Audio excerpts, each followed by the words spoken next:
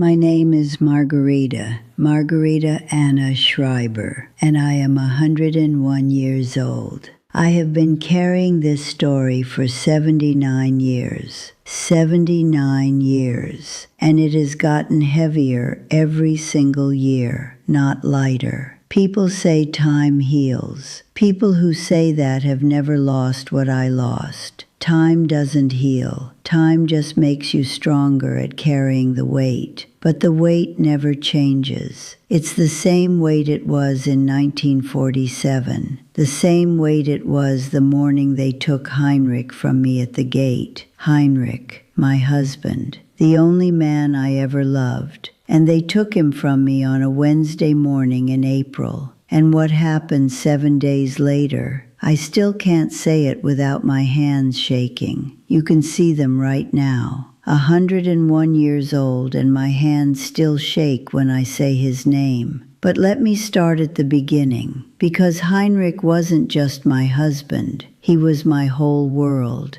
And you need to understand what that world looked like before it fell apart. I was born in 1925 in a town called Weiden in Bavaria, eastern Bavaria, near the Czech border. It was a small town, quiet, cobblestone streets, a church with a bell that rang every hour. My father owned a bakery. He made bread and rolls and pastries, and the whole street smelled like flour and butter every morning before dawn. That smell, warm bread at 4 in the morning, that's the smell of my childhood. That's the smell of safety. My mother helped in the bakery. She did the books, she served the customers, she swept the floors. She was a small woman with strong hands and a voice that could stop you in your tracks from across the room. She didn't raise her voice often. She didn't need to. When Mama spoke, you listened.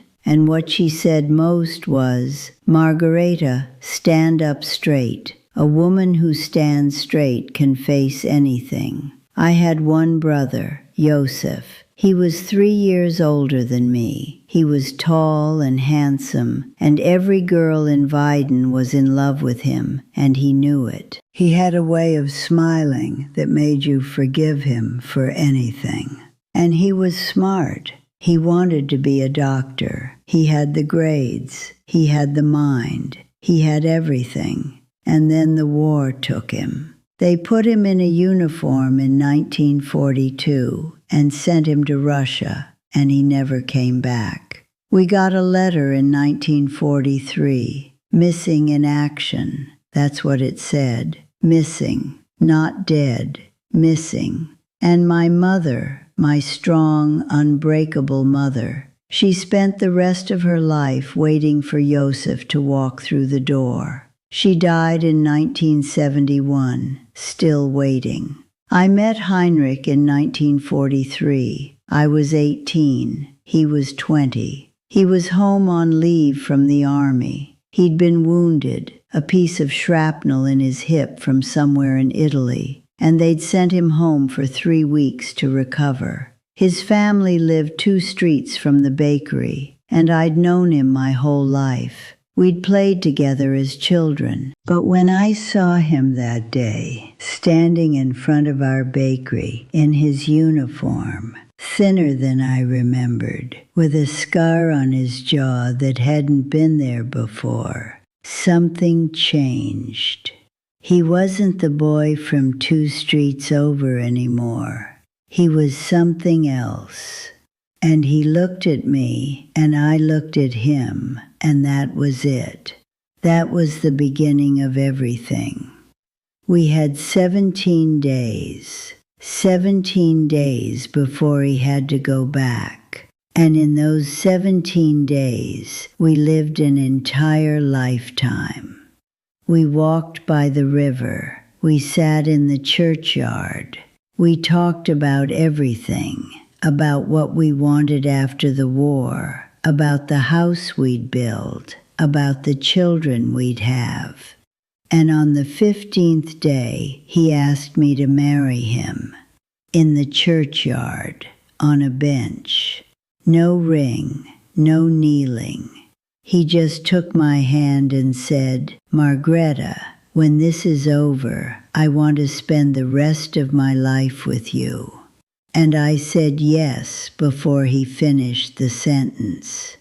He went back to the war, and I waited. Every day I went to the bakery, and I made bread, and I waited. Every week I wrote him a letter, and every few weeks a letter came back. Short letters. He couldn't say much. The censors read everything. But he'd write things like, "The stars here look the same as the ones over Weiden." And I'd hold that letter against my chest, and I'd look up at the sky, and I'd think, we're looking at the same stars. And that was enough. The war years were the longest years of my life, and I aged in ways that had nothing to do with time. I aged in my bones, in my chest, in the place behind my ribs where fear lives. Because every morning when the mail came, my heart would stop. Every single morning, because the mail could bring a letter from Heinrich, or it could bring the other letter, the one my mother got about Joseph, the one that starts with, "We regret to inform you." And every morning it didn't come, I'd breathe again. And every morning I'd think, one more day, he's alive one more day. I learned to read the war in the faces of the women around me. The baker's wife, 2 shops down, her husband was in France.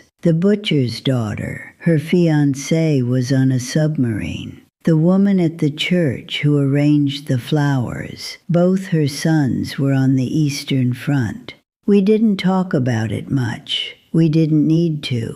We'd look at each other in the morning, and if your eyes were dry, your man was still alive. If your eyes were red, something had come in the mail, and we'd hold each other without words, because words are useless in the face of that kind of fear. The bombs came to Weiden too. Not as bad as the big cities, not like Dresden or Hamburg, but bad enough. The air raids, the sirens, running to the cellar with my mother while the world shook above us, and sitting in the dark holding my mother's hand, listening to the explosions, thinking, is Heinrich hearing this too? Is he in a cellar somewhere? Is he above ground? Is he alive right now at this exact moment? Or did something happen 5 minutes ago and I just don't know it yet?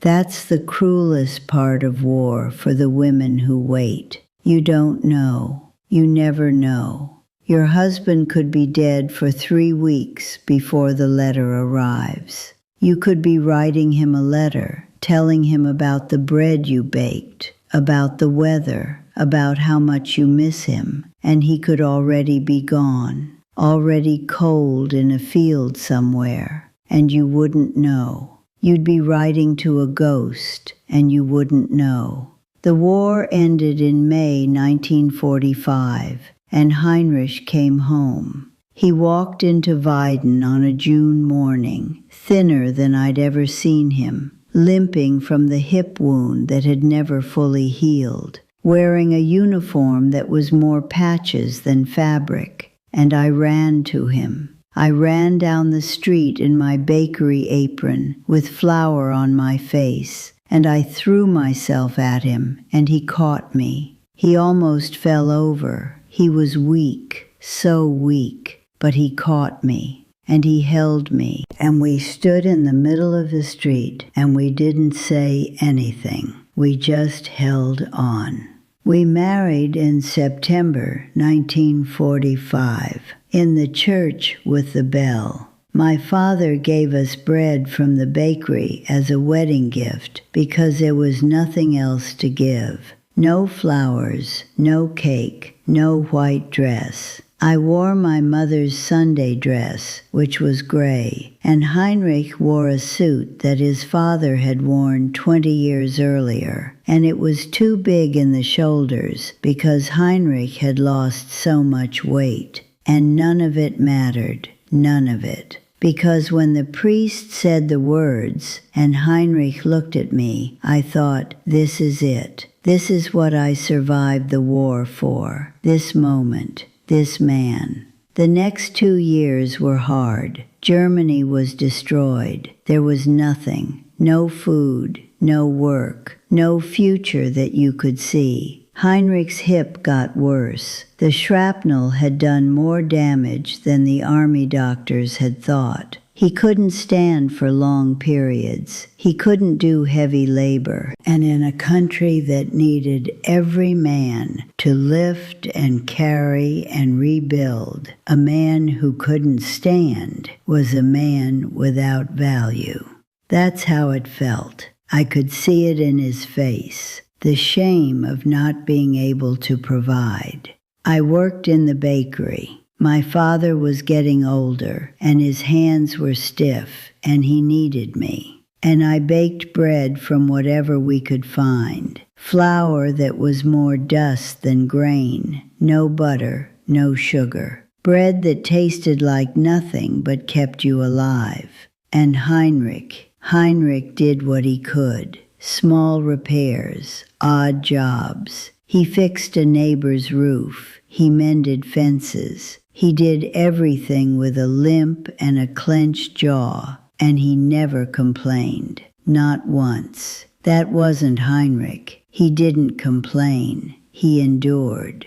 In 1947, we heard about a program, a resettlement program. Families could apply to emigrate. To South America, to Canada, to Australia, somewhere, anywhere that wasn't this broken country. And Heinrich said, Margareta, there's nothing here. There's nothing here for us. Let's go. And I said, where? And he said, anywhere. Anywhere that isn't here. We applied, we were accepted, we packed our lives into one suitcase. One suitcase for 2 people, that's how little we had. And we traveled to the processing center, a transit camp near the border. Hundreds of families, all of them carrying suitcases, all of them carrying hope. All of them carrying the same desperate belief that somewhere else would be better than here. And at the processing center, they put us in lines, separate lines, men on one side, women on the other. For processing, they said, for documents, for medical checks. And I held Heinrich's hand and I didn't want to let go. And he looked at me. He had blue eyes, pale blue, like water. And he said, it's just paperwork, Marguerite. I'll see you on the other side. And he squeezed my hand and he let go. And he walked to the men's line. I watched him walk away. He was limping. He always limped. And he turned around once and he smiled at me. That smile, the same smile he'd given me in the churchyard when he asked me to marry him. And I smiled back. And then the line moved, and I couldn't see him anymore. That was the last time I saw Heinrich smile. They processed me in 2 hours. Documents, photographs, fingerprints, medical examination. Everything was fine. I was healthy. I was approved. And they sent me to a waiting area, a large room with benches and other women, all of them waiting for their husbands to come through. And I sat down and I waited. An hour, 2 hours, 3 hours. Other men were coming through. Other wives were standing up and hugging their husbands and leaving. But Heinrich didn't come. After 4 hours, I went to the desk, a man in a uniform, and I said, my husband, Heinrich Schreiber, he went to the men's line this morning. Where is he? And the man looked at his papers and he said something I will never forget. He said, there's been a complication. A complication. That's the word he used. Like Heinrich was a math problem. Like my husband was an equation that didn't balance.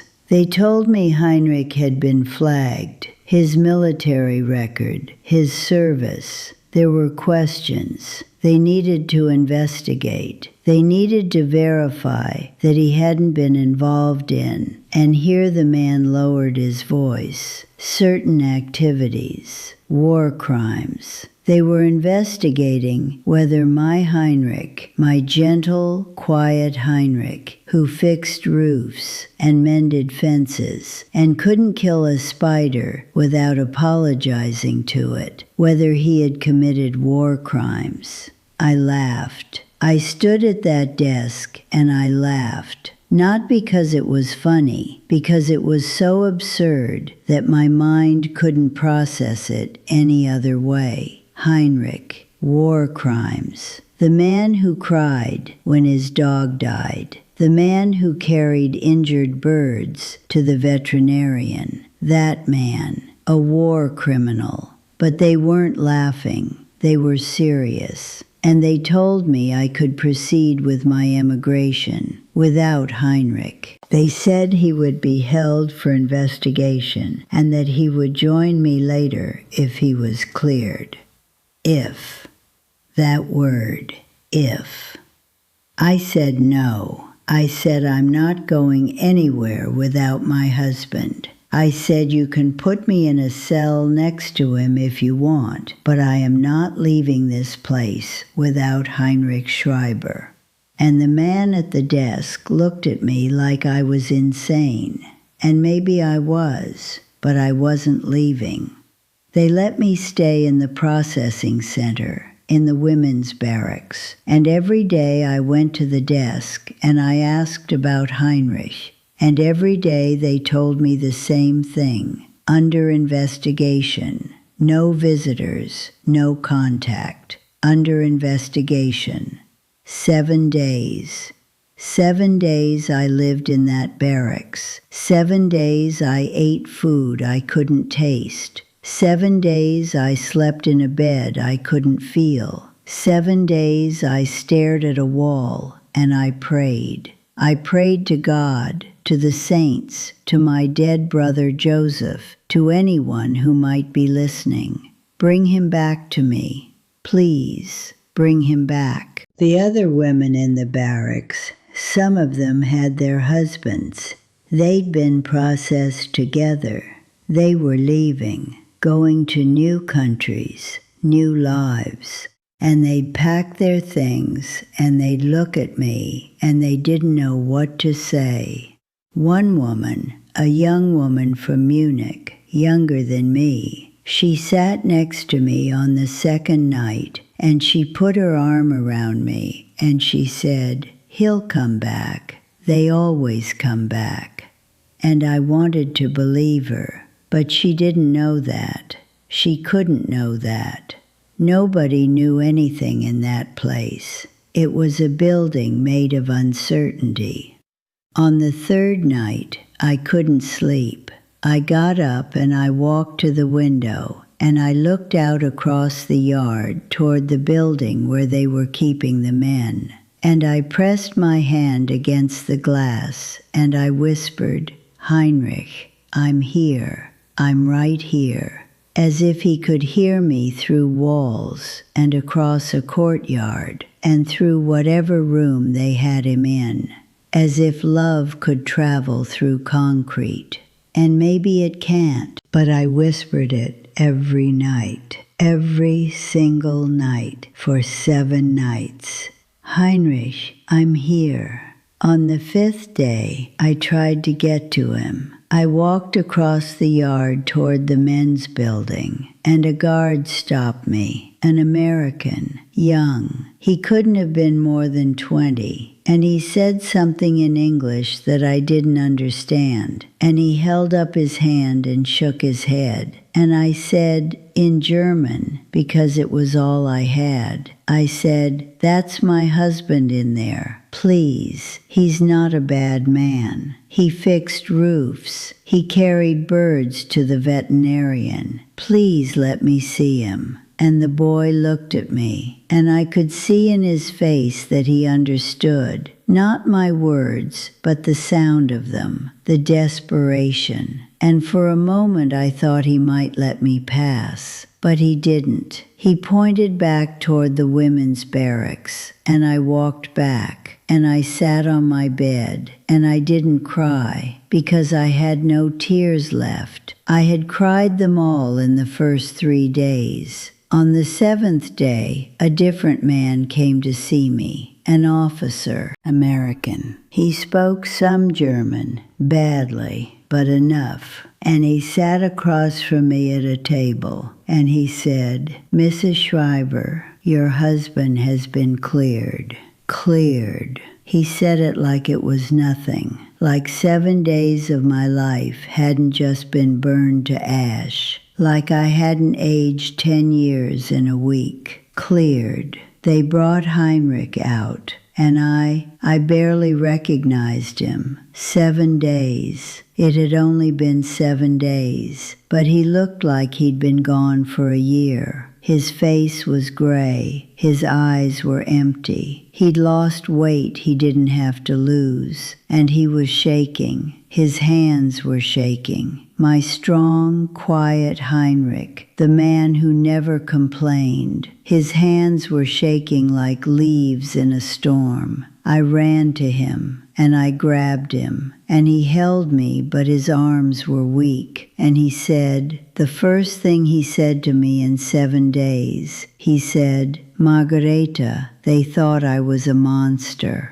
That's what he said. They thought I was a monster. And his voice cracked. And this man who had survived the war, who had survived shrapnel and starvation and the collapse of his country, this man broke. He broke in my arms in a processing center because strangers had called him a monster. We didn't emigrate. We couldn't. After what happened, Heinrich couldn't face another processing center, another line, another desk, another man in a uniform asking questions. He was done. The war had taken his body. That processing center took his spirit. We went back to Weiden, back to the bakery, back to the cobblestone streets and the church bell. And Heinrich, my Heinrich, he was never the same. He was quieter than before, which is saying something, because he was already the quietest man I knew. He stopped going out. He stopped fixing roofs. He sat in a chair by the window, and he looked out at the street, and he said almost nothing. For months, I baked bread. I ran the bakery. My father's hands were too stiff now, and my mother was fading, and it was just me. Me and the flour and the oven and the smell of warm bread at 4 in the morning.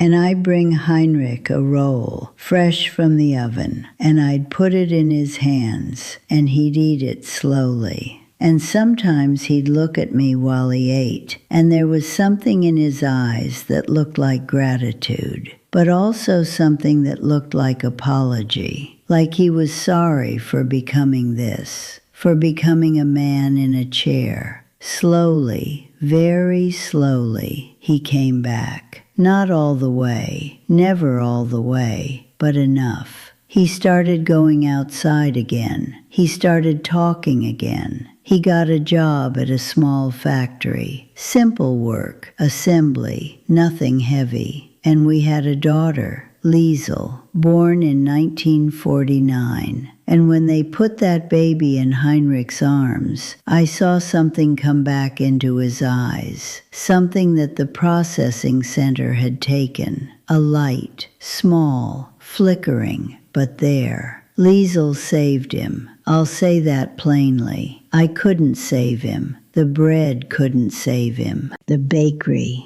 the church, the familiar streets, none of it could reach him. But Liesel could. Because Liesel didn't know what had happened to him. Liesel didn't look at him with pity or worry or fear. Liesel looked at him like he was the biggest, strongest, most wonderful man in the world. Because to her, he was. He was her papa. And when she laughed, when she grabbed his finger with her tiny hand and laughed, Heinrich would smile. Not the smile from the churchyard. That smile was gone forever. But a new smile, a smaller one, a careful one, like a man testing ice to see if it will hold him. But it was a smile, and I lived for that smile. He was a good father. I want people to know that. Whatever the processing center took from him, it didn't take that. He taught Liesel to ride a bicycle. He taught her to read. He carried her on his shoulders through the streets of Weiden, even though his hips screamed with every step. And he never told her what happened.